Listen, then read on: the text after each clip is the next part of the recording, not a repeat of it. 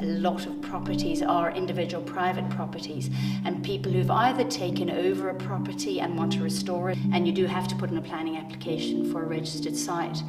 If it's not sensitive to the site, you're pretty much wasting your time, because it will be knocked back either at the local planning level or will be knocked back by the statutory consultees. Now, any registered park or garden in the UK, any development, any planning that's associated with it has to be put forward to either Historic England or the Gardens Trust. They're both the statutory consultees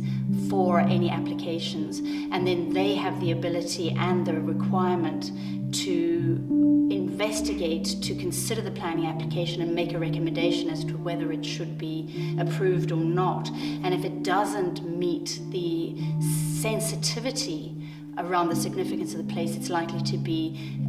rejected, and then it's back to square one of developing a new planning application.